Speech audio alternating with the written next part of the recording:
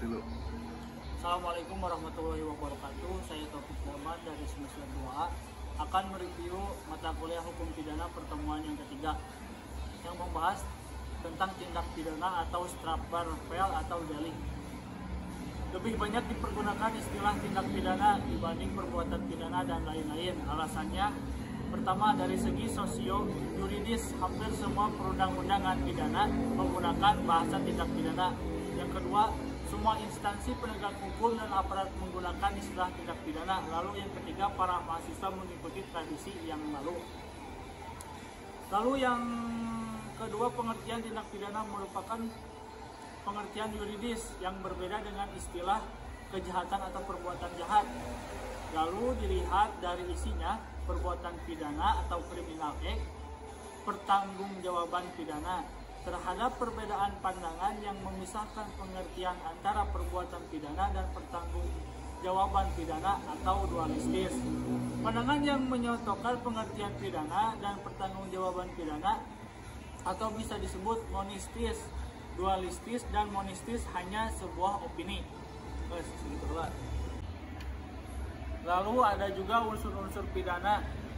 Unsur-unsur pidana terbagi menjadi dua. Yang pertama, unsur-unsur pidana objektif yang bisa ada beberapa poin.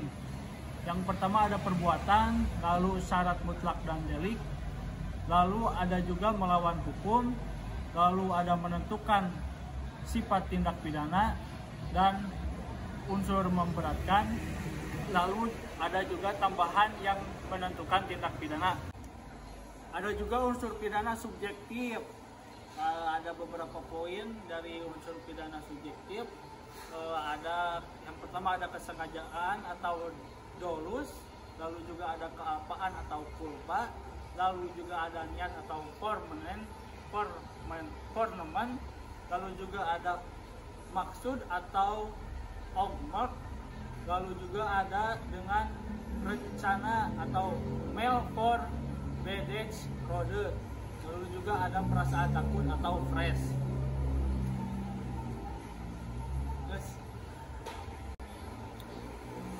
Yang pertama ada bagian delik atau Bestandelen van het delik yang meliputi pertama terdapat dalam rumusan delik, lalu penuntut umum harus mencantumkan dalam surat dakwaan, lalu ada harus dibuktikan di pengadilan, lalu apabila tidak terbukti hakim harus membebaskan terdakwa atau Unispra.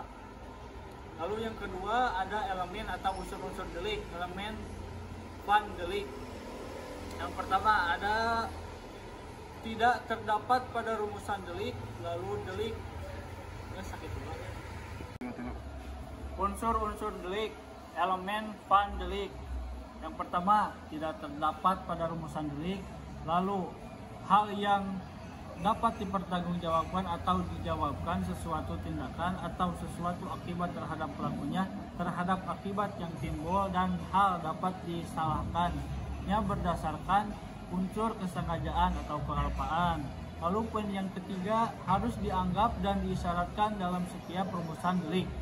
Yang poin yang keempat, penuntut umum tidak perlu mencantumkan dalam surat dakwaan.